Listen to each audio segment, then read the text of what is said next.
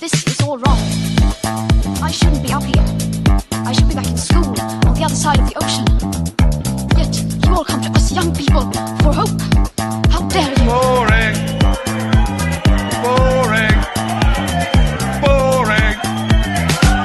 Boring. You got it work. Don't tell us what we're going to feel. We're trying to solve a problem. Don't tell us what we're going to feel. I'm not telling you. Because you're in no position to dictate that. That's exactly what you're doing. You're in no position to dictate what we're going to feel.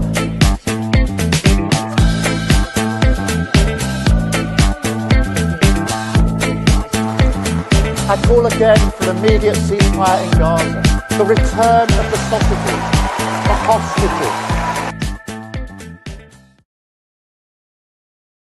Welcome again to Lemberdobic Live here on Unprecedented TV, where we find the facts, kill the spin, and tell it like it is as best we can. I always remember when Keir Starmer, our Prime Minister, said, return of the sausages. That's a bit ironic considering the situation, but we'll leave that aside. Today, there's no irony in what we're discussing. We're discussing the inevitable rise, it seems to me, of Reform UK. Why inevitable? Because the Conservatives, the Labour Party and the Lib Dems have become one party, the uni party, and they offer almost nothing on the key issues. Wokeness, gender politics, Ukraine, and the big one for me, the environmental crisis, the climate emergency, which doesn't exist. Well, there's one party, one kid on the block, which does challenge that and many other perspectives. That's Reform UK. You will know that I'm fairly sympathetic to them because they seem to be a breath of fresh air, an ounce of common sense in a weightless environment of nonsense in British politics. That doesn't define unprecedented, but I have to say that we try to keep to the facts and kill that spin as much as we can. And as a result, in separating the chaff from the wheat, we come to the conclusion that Reform UK is worth talking about. Today, we complete a promise which has been made some time ago to talk to somebody from Kent County Council in the United Kingdom.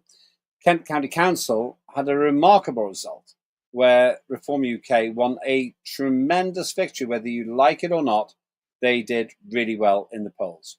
I'm going to talk to one of the senior people in that group, somebody who made that possible, and that's Councillor Wimble, who has also got aspirations to make the world better. Who knew it? There are still some politicians who care about that.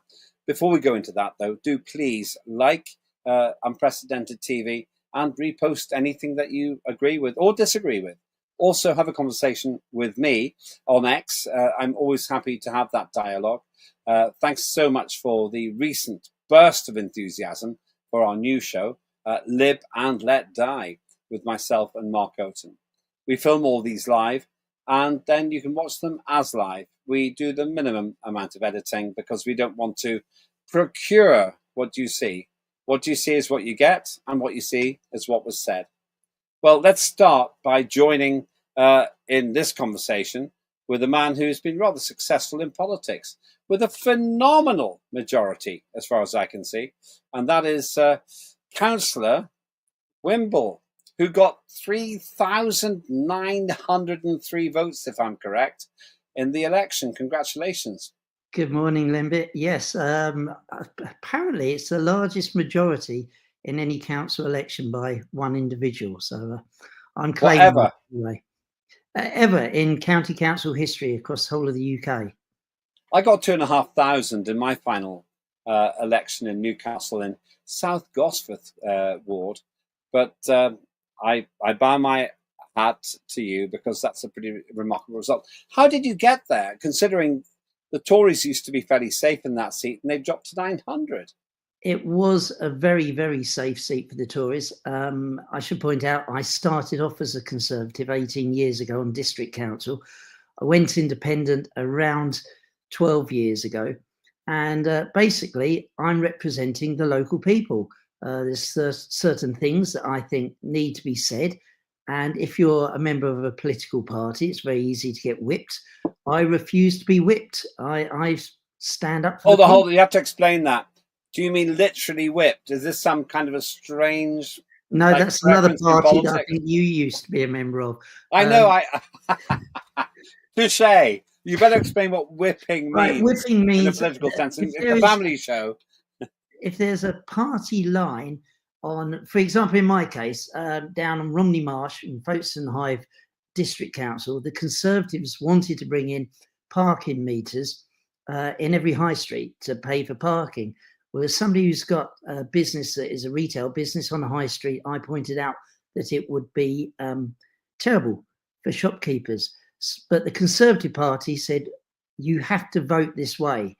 And I said, well, I don't want to vote that way. And basically they said, well, if you refuse to vote this way, we'll remove the whip from you, which means that I'm no longer voting as a Conservative, and basically offered me the opportunity to leave the party and be on my own as an independent. So yes, nothing too exciting by the word whipping, but it's being ordered and forced to vote in a way, whether you like it or not, by a major political party. Okay, so I mean, you make it sound all very normal, but I know from my own experience as a former Liberal Democrat member of Parliament, it's quite difficult to break with your clan, with your tribe. But once you've done it once, it's a lot easier to do it again. Well, Let's yeah. start. Go on. Go ahead. I was going to say, I sort of told them that I was minded to go the other way and vote against this because I was doing it for every shopkeeper in Kent. I did have the whip removed from me, so I was then sat all on my own. There was one Liberal Democrat sat with me and one other independent. But after 6 months, I did manage to overturn this. It's proved so unpopular. And it's basically, I think it's a sorry day when a political party can't actually listen to its members because, you know, they're not always right. We're finding that all the way. The Conservatives here in Kent assumed they had a birthright to be in control of the council. We showed them on the 1st of May that they certainly didn't have that birthright, and that, you know, straightforward common sense isn't a bad thing. You know, it's a bit like when you're trying to explain something. Somebody was dyslexic, or still is dyslexic. I always used to think logically, if I couldn't spell a word, I would write words around the word. My dad always used to joke, why use 10 words when 150 will do? Because that's the way he saw it. But we've come into KCC with some very grounded common sense solutions, which I'm sure if you want to talk about any of them a bit later, like net zero, which is just... Oh, I love that subject, yes, but I don't want to turn this into party. Let's not peak too soon then. No, let's not peak too soon. One of my sparring partners here on Precedented TV is Mark Oaten, a former Lib Dem MP. And I'm going to say this when he's not in the room. I think he's gone all Tory. He would be outraged. Mark, if you're watching this now, you can get your own back the next time we do Lib and Let Die. See what we did there, Councillor. Don't shake your head. I think it's quite clever. Our team came up with that. But the thing is, what I recognise is this conformity which has happened. The assumption, as you said, that in your case, simply assumed they were going to win again. And you absolutely turned it over.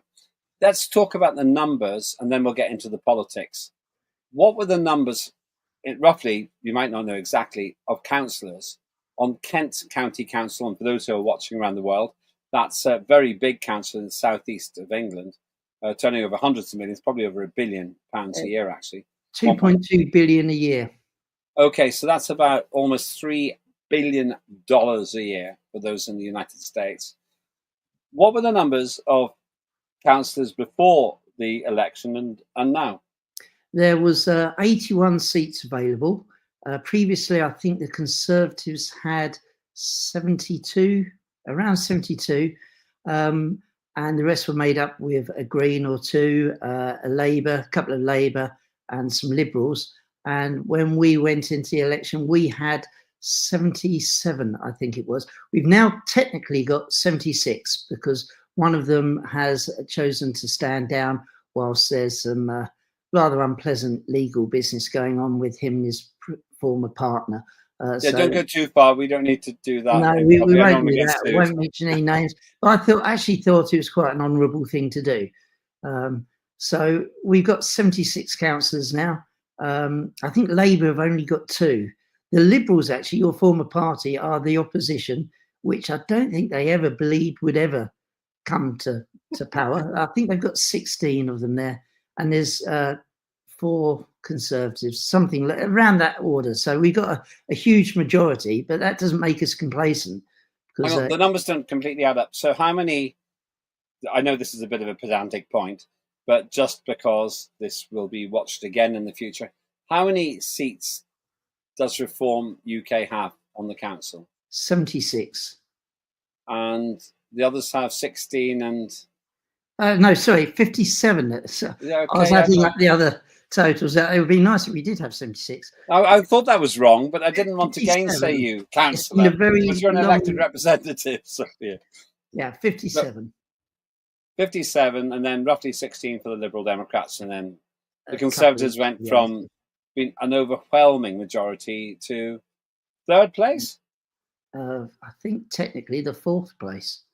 4th place behind the Greens, behind Labour.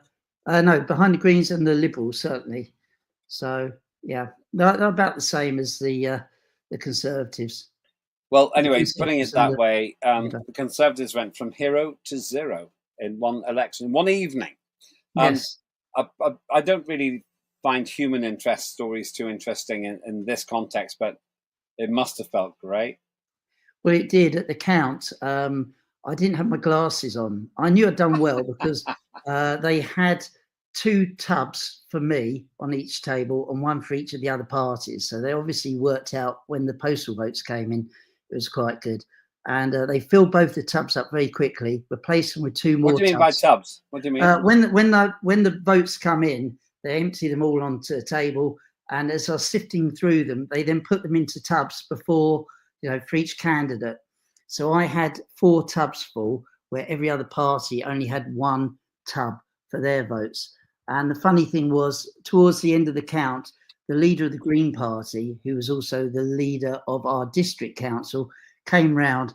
Let's just say I've had quite a colourful few exchanges with him, and he saw just 1 little plastic tub there with half a dozen vote cards in it. And he tapped me on the shoulder and said, "Oh, well, never mind, David, you gave it a good go." And I thought, you clearly haven't seen the 4 other tubs full. And so when the announcement was actually made, all I could see was the word elected by my name at the bottom of it. And I put my best poker face on, turned around and walked back towards my partner and the rest of the Reform group there. And I could hear the Labour Party people who really despise me on the district council, which I also sit on, saying, he's lost. When they announce it, really cheer. And when they sort of said that my next competitor was Conservatives, who had just over 900 odd votes. And then they said, David Wimble, Reform UK Party, 3,900. It was rather, I don't put politics above things like the birth of my children or some other things I've done, but I got into politics because I wanted to make a difference. I really wanted to stand up for the area that I've lived in all my life. And it was just one of the best feelings in my life. Yeah, it was actually, I think it was 3,903. We do our research here at Unprecedented TV. Congratulations. And you remind me of a phrase by Gore Vidal. Every time I see my friends do well, something in me dies. But I'm not really jealous much. Oh, well, I saw you on the night. We had a party and you was there, and along with a lot of other people. And if I'm totally honest, I think Reform knew that they would shake the tree a bit and get some seats. I honestly don't think they thought they would get the huge majority. I think they thought at best we'd get a very strong opposition. But the reality, once we were elected, we were going to have to find a leader, we're going to have to put a cabinet together, and we're going to have to really work on policy. And a lot of the people that got elected had a very good background in running their own businesses. And, there's very few people that actually served on a council before. So I was sort of at an advantage because I knew how the system worked. And it is a system, whether it's parliamentary that you've experienced or whether it's town councils. There are certain things that you have to live your life by. But that doesn't mean that you can't make changes, which we've already started doing. You weren't the only person who was there at that party. You're blowing the gaff now. You're sharing secrets out of school. This man, Nigel Farage, was there, and I believe this photograph was actually taken that evening. There were some fireworks, and it was a phenomenal result. The posh man himself flew in by helicopter, as I recall. But I did as well. The same helicopter. You did? The same helicopter that brought him in. That is a local company. He's been ferrying Nigel around all over the place. And he said, "Are you going to the party?" Well, I'd been up a long time by that point. And he said, "Oh, come down to our helipad." And he took myself and my partner and a friend of yours, Liz Kershaw. She came with us. And when we landed, the world's paparazzi were there. They thought, "Nigel's here." And I got out the helicopter like, who the hell's that? But what a way to make an entrance. It's always good fun. Liz Kershaw, a very good friend of mine. We go back a very long way. She's got a lot to say about migrants because she's got a place by the beach and she watches them come in. And those migrants aren't even counted in the numbers. Remarkable. I don't believe for a moment that we're estimating correctly the number of illegals who are coming across the channel. Anyway, so he was there. Now, you and Nigel presumably was rather chuffed about the result. He was. I met him as soon as he landed, and he came up and congratulated me. And I said, "What's the plan now?" He said, "We make it up as we go along. we know what we want, but how we get from A to Z, you've got to work your way through it." And he said, "We'll give you all the help we can," which they've been very, very good with their time. The other day I had an issue come up, and there's not many parties where you can pick the phone up and say, "Nigel," and he'll talk to you. But he's obviously got a lot on his plate. He's all over the country.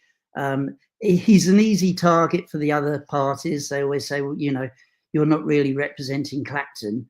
And he made it very clear when he stood for election that as leader of the party, his job was to unite the whole country. And so he does do a lot of work for Clacton. You never hear about it because that doesn't suit the narrative that Labour and the Conservatives would like to make it. He does make it quite easy for them to poke fun at him. But all the time they're making fun of him, he's making headlines. And the people in the street, I believe, now my partner has never been a member of a political party before, but she runs her own accountancy business. And she says, if we don't make changes now, this country's finished. Yeah, I'm glad you changed the language you're about to use there. I could see you were heading in a bad direction with the language you're going to use. We all get the sense of it, yeah. Finished is much better. Yeah. But, she joined the party. And so somebody like that, who's always been fairly non-political, would want to join a political party, makes you think, wow, there really is a problem in the country at the moment. And we're not saying we know all the answers, but what we are saying is common sense needs to come into politics. And that's what we're trying to bring. Bear with me for 1 minute. We have to have a word from those who we support and admire. You're watching me, Lembitopic, here on Unprecedented.tv. We're talking to Councillor David Wimble from the very successful Reform UK Party in Kent, which is a county in the southeast of England, where they completely turned over the Conservatives. And all I can say to you is that's a remarkable result. After the break, I'm going to ask him about the future. To what extent is Reform UK replacing the Conservative? Had they actually done any better, would they have completely destroyed the Conservatives in 2024 in the British general election? And will they do that if they do well in next year's local elections? That's going to be in May 2026. And of course, the big general election in 2029. I'm also going to ask Councillor Wimble if he's thinking of standing for Parliament. They're going to need to find at least 326 members of Parliament in order to form a government and propel Nigel Farage, MP, into Downing Street. Let me say that those people we promote and those organisations we promote here don't necessarily support the views of the station, but they would like to have your custom. So we're going to continue after this. on a jet plane. Don't know when I'll be back again. Oh babe, I hate to go, but I'm leaving on a jet plane.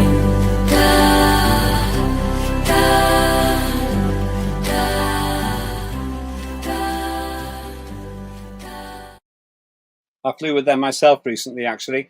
I don't expect you to express an opinion. Unless you've flown recently with Austrian Airlines. Have you done that, Councillor? I didn't fly with Austrian Airlines, but I flew with one of their partners that I think they bought out, which was Lauda Air a few years ago. So actually, very good service. You're the second person to mention Lauda Air on the station. Nicky Lauda set up that airline. He was a great pilot as well as a great racing driver. Died recently, but he also was a passionate aviator, as am I, by the way. But Austrian Airlines, let me say, I absolutely love them. We don't promote anybody on unprecedented TV unless we believe in them ourselves, even if they offer us money.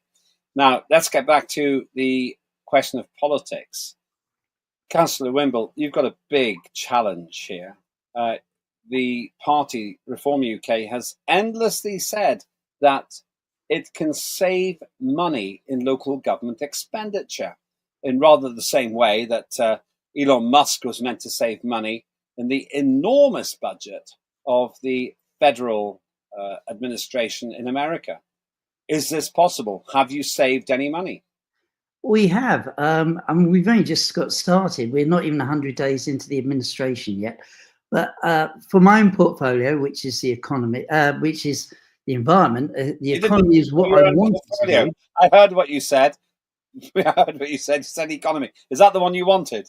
I really did want to be economic development and economy, but I was given the environment purely because I stood on a pledge to try and stop solar farms on greenfield farm sites.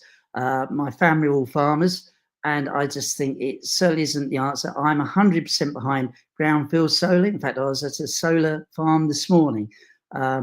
I'm also think that buildings should have solar on them. New builds should have solar, but greenfield solar is a big no-no for me. So when I took on my role with the environment, I asked for a copy of all the contracts that affected my department, and somebody came in with 4 ring binders, and I said, no, all I want is the ones that affect my department. They said, no, these are them. I started at the front, and to give you a clue how crazy it is, we were paying £35,000 a year to a railway station in Lille, where the Eurostar goes, to pay for an advertising board that puts the leaflets for Visit Kent there, saying, come and visit our wonderful county, come to Dover Castle, come to Leeds Castle, come to Canterbury Cathedral.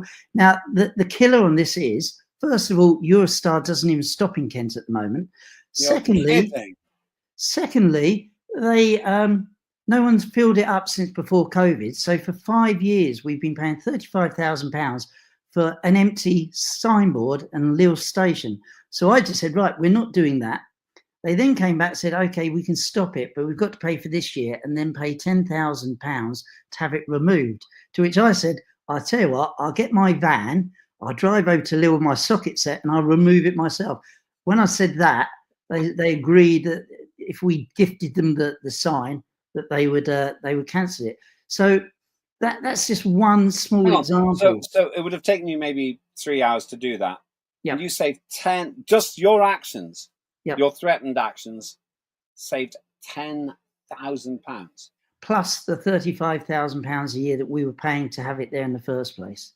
Did you actually have to pay the extra year, by the way? Was the contract that bad? No, they got out of that. But I mean, obviously, I sit on the cabinet, so I have all the portfolio holders with us. There was another thing. I won't go into too much specific detail because it's still a live thing.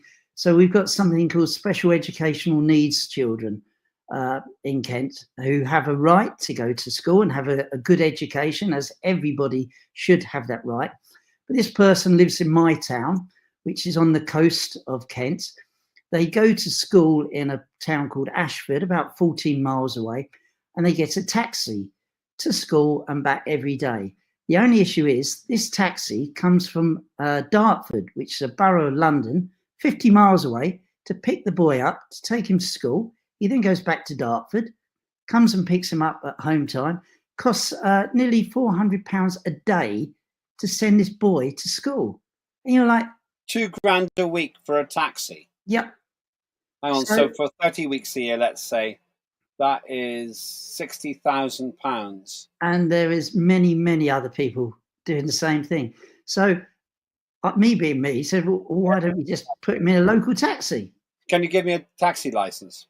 Yeah, well, yeah, I did actually say, why don't the council just employ some people, buy some minibuses, and take 4 or 5 of them, drop them off at school, create a job, and save money. But you just couldn't make it up. And every day we're hearing about it. And other things that are coming down to us at the moment, which I'm not sure if you'll want to get into, but the whole migrant situation, where we have under 16 migrants. Just before we go into that, would it be fair to say that you are the have we got the picture? You are the Elon Musk of Kent County Council?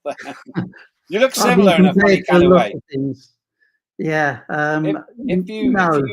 If you shaved, you'd look the same. If I move my ears back a little bit, maybe. But it does sound to me that you've got the same attitude as Elon Musk. An interesting character in many ways, mercurial to say the least. But he, for his short honeymoon with Donald Trump, still not sure what happened there. Maybe Nigel Farage could tell us because he's got the inside track on all of them. Maybe you should think of yourself as Elon Musk because you're trying to cut ridiculous expenditure. Well, I think it's common sense, and that's the problem. The lunatics took over the asylum years ago. We had it around the time that you was in Parliament. We had all the expenses scandals. I'm not saying you had any expenses. They criticised me for a TV, which I never got paid for, but they still complained about things it. Like £34,000 for a duck house or something, wasn't it? It was just madness. Some of the things somebody wrote me a letter complaining, David, that I hadn't claimed enough, and he said, "Remember, Mr. Opic, no man is a duck island," which I thought was quite good. But carry on, yeah. I was just saying about the migrants. So down in a town called Lydd, which is a town that isn't proud of the fact that it's got a lot of issues and problems. Lots of single parent families, lots of people moved there from London boroughs who own houses down there. But the Home Office decided that they would put a home for under 16 unaccompanied migrants there. They didn't tell us on the district council. They didn't tell the town councils or the parish council. They just did it. So now, unaccompanied migrants? Yes. Which, I always ask. What age are we talking about here? Under 16s, they're claiming, but many of these have got like full-grown beards and tattoos on their arms. They claim to be under 16. I've got every sympathy for a migrant. When this first started about 9 years ago, I reported on the first dinghy that rocked up on Dymchurch Beach. And at the time, I made a comment in the newspaper that I own that within a few years, we could have up to 1,000 people a year coming over the channel. Well, we've had that in the last 2 days. 1,000 people a year. That's what you're worried about. That's what I said. And I was pillared by the editors of 2 of the other local newspapers. And there goes Wimble, fantasizing again. We would dream of 1,000 migrants a year at the moment, I think. But the Home Office haven't asked us. They've taken over most of the hotels in our area. And it's just not the answer. Today we heard that Keir Starmer has given away another £100 million to the French government to smash the gangs. That's something he promised he'd do within 12 months. And he certainly hasn't smashed the gangs. And there's only one way you will stop it, and that's taking away all the benefits that people will get if they come here. And if you came out the ECR, we could just send them straight back to where they came from. ECR is? It's European Court of Human Rights. Okay, ECHR, yeah.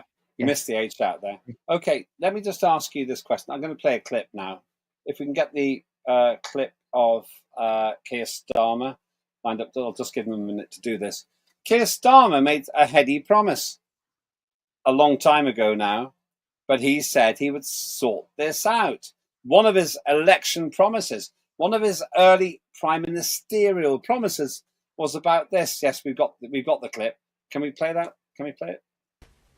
Today we publish a white paper on immigration, a strategy absolutely central to my plan for change that will finally take back control of our borders and close the book on a squalid chapter for our politics, our economy and our country. Take back control. Everyone knows that slogan, and everyone knows what it meant on immigration, or at least that's what people thought. Because what followed from the previous government, starting with the people who used that slogan, was the complete opposite. Between 2019 and 2023, even as they were going round our country, telling people with a straight face that they would get immigration down, net migration quadrupled until in 2023 it reached nearly 1 million. That's about the population of Birmingham, our second largest city. That's not control, it's chaos. And look, they must answer for themselves. But I don't think that you can do something like that by accident. It was a choice made even as they told you, told the country, they were doing the opposite. A one-nation experiment in open borders, conducted on a country that voted for control. Well, no more. Today, this Labour government is shutting down the lab. The experiment is over. We will deliver what you've asked for time and again, and we will take back control of our borders. Now, do you think he did it? Did he do that? Totally failed. Isn't it embarrassing? That is, in his own words, undoctored, unedited, David. He could have been talking about the failures of the Labour Party. It's unbelievable. Sorry, David, I'm doing your job for you. No, I mean, it almost leaves me speechless to actually come up with words to describe it. I mean, this has proven to be the most unpopular government in, certainly, I'm nearly 60. It takes me back to the early 70s, 3-day weeks. We got bin strikes and things like that just don't get rectified. Unfortunately for Labour, the unions are their paymasters. And when they came into power, they made a few very flash commitments to giving doctors a huge pay rise and the train drivers. Of course, the unions want that for everybody now. And coming out with sound bites like, you voted for us because we said we would crush the gangs and stop all this. That's a big, brave comment to make when you've got no idea how you're going to stop it. And as I mentioned earlier, although we came out of the EU, we're still governed by the European Court of Human Rights, which makes it very hard for us to do what Australia famously did, and that is to just close our borders. You need to be able to know who is coming into your country. You do hear a lot of threats about these people coming over of fighting age. I don't want to get into a religious rant or anything like that. Everybody in this world has got a right to a good life. But these migrants, as you can see there on the screen at the moment, they're coming over here. They come here because they know it's an easy win for them. All the time that you've got somebody like Keir Starmer, the Labour Party, opening the door and welcoming them almost. I've got a daughter who's in her early 20s, would love to have a council house. How do you think British people, she works very hard. She runs a business herself. She pays tax. She can't get a council house because they're all being given to these visitors to us. Now, I got pulled up on this the other day and said, well, what about Ukrainians? Well, the Ukrainians were here for a totally different reason. We welcome them here in the knowledge that when it's safe for them to have gone home, they will want to be the first ones to go back to their family and their beloved countries. It's just not the answer. And the only way we can do that is to close the borders And the only political party that will actually do that is Reform. I mean, give the Conservative Party some due. They came up with the Rwanda policy, which, you know, it wasn't ideal at all. But before anyone had actually gone out there, I think one person or two people volunteered to go out there. But that would have been at least a deterrent. If you came here, you're going to probably be processed and go out to Rwanda. There's been people talk for months and months now about you could send them to Ascension Island because that's part of Britain and deal with them over there. But if they knew they weren't going to get an easy ride, they wouldn't come here. Now, I'd also like to quickly point out, though, we're not anti-migration at all. We've got over 112 embassies around the world. If you want to come to our country, get a visa and come here legitimately. And people say, well, what if people can't get a visa? Well, there's only a couple of reasons why they can't. They've either got a criminal record or bad financial history, or, you know, they are an undesirable, in which case, why would we want them here? We do welcome nurses, doctors, solicitors, lawyers. It's a bit like after the Second World War, wasn't it, where we welcome people from the Commonwealth here because to do some of the jobs that the people we lost in the war, to help build our country back again. But we need to be the ones inviting them and saying who can come in. So that's a powerful argument. And I have to say I'm sympathetic. My parents were from migrant stock, both of them from Estonia. But I was taught to embrace the culture of the country that embraced them. Yeah. And my understanding of Reform, I'm going to sound partisan now, but this is my opinion and viewers can respond and agree or disagree. My feeling is the same about Reform UK. Reform UK isn't inherently racist. It will embrace anybody who embraces Reform's values, and Reform's values are traditional British values. Am I wrong about that? No, we're fundamentally a Christian nation. If you come here, you respect our religions, you respect our way of life, and you speak our language, and you work. And you pay your taxes. I've never had a problem paying taxes. I've always paid quite a high rate of taxes, but I want to see a return on those taxes, not to be used to pay for conversions of holiday parks and RAF bases and hotels into holding facilities for these people. You know, if you want to come to this country, then we all know about the Geneva Convention that states you should stop and claim asylum in the first safe haven. We got people coming here from Vietnam now. Are you trying to tell me that we don't have any safe countries between Vietnam and here? It's just we are the sympathy shop of the world. Go to Britain because you get looked after there. Why don't they stop in France? Why don't they stop in, Germany? Because the French don't stop them. I mean, you can see in the videos they help that the them French police stand there and they just take pictures and they let them come across. Yeah, I don't know what the answer is other than shutting our borders and only allowing people to come in that have done so using the correct procedures. I mean, I will just pick up on one thing very quickly. I know you're probably short on time. A lot of people wonder how these people get to Calais. And I've been doing lots of research on this. We're the British Hauliers Association. And there's gangs all over Europe of lorry drivers, Bulgarians, Italians, Spanish, who are literally taking these migrants in the back of their lorries for about €1,000 each, putting 10 of them in the back of a lorry, driving them across Europe, and then letting them out of the lorries about 15 miles from Calais.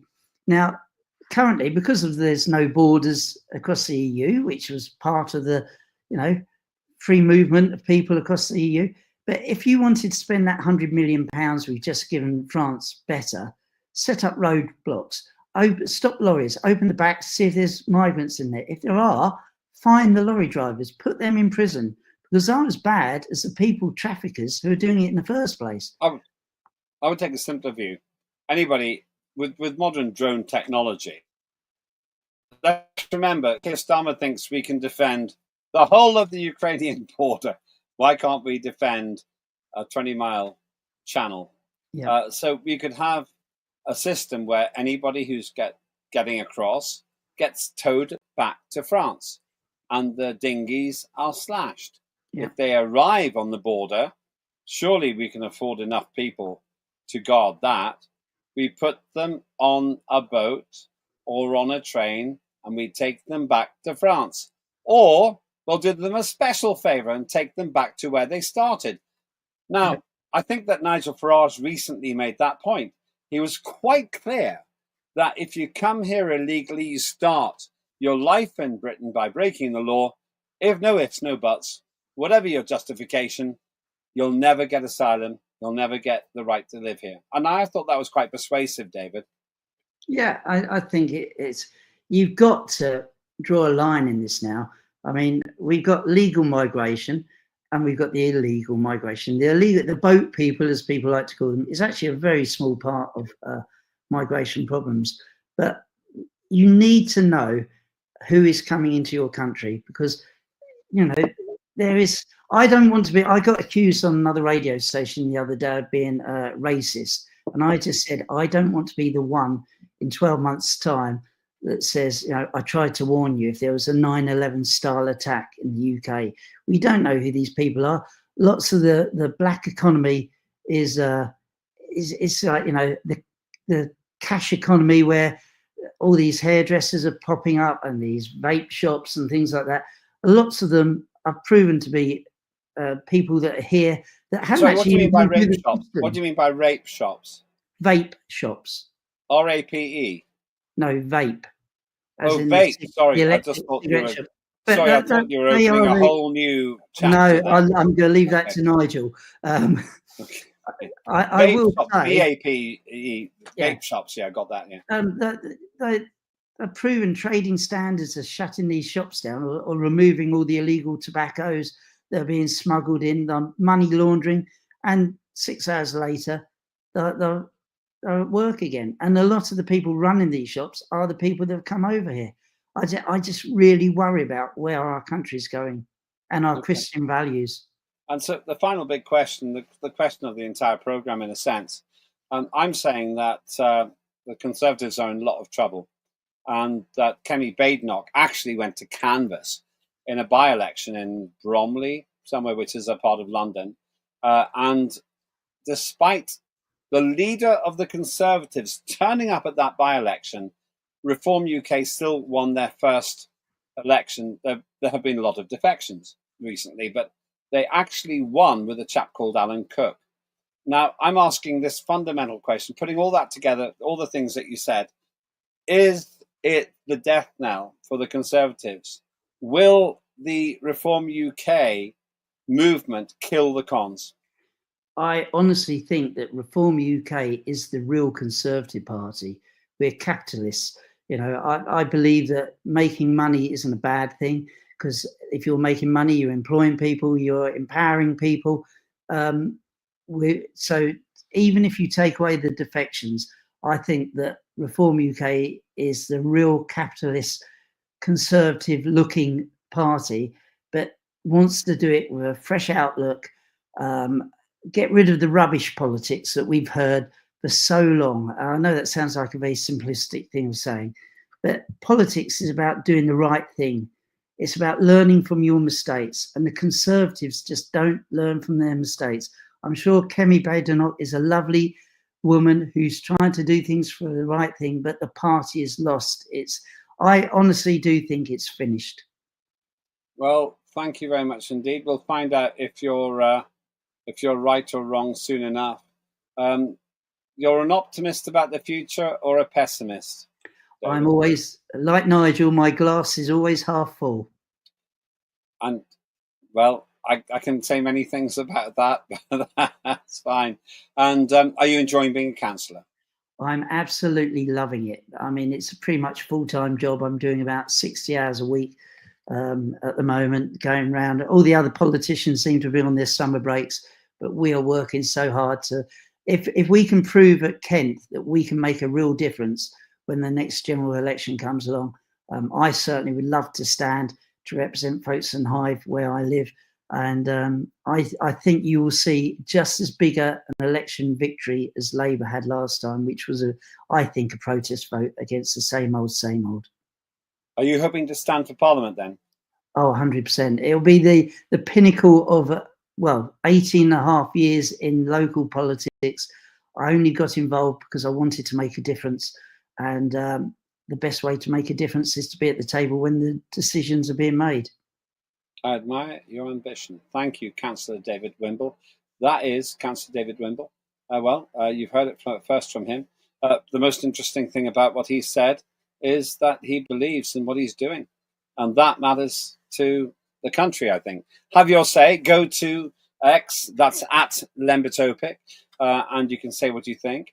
Also, we're live on other outlets as well. We film this live, and you can view it as live in our archive, including on YouTube. If you've got views about shows that you'd like to see, or program ideas that you have, then do let us know. Just get in touch on any of the channels that you can find. Also, we are very happy to interview you if you've got something that you'd like to share. In the meantime, I hope you enjoyed that program. Big thanks to Councillor David Wimble from Reform UK.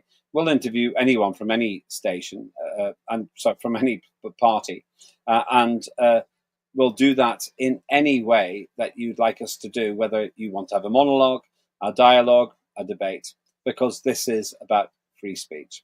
I'm Lembitopic. Big thanks to the team today here on Lembitopic Live. This is unprecedented.tv. And if you'd like to advertise, just get in touch as well. Have a very good day and let me know what you think. Have a good day. This is all wrong. I shouldn't be up here. I should be back in school on the other side of the ocean. Yet you all come to us young people for hope. How dare you? Boring. Boring. Boring. Boring. You got it work. Don't tell us what we're going to feel. We're trying to solve a problem. Don't tell us what we're going to feel. I'm not telling you. Because you're in no position to dictate that. That's exactly what you're doing. You're in no position to dictate what we're going to feel.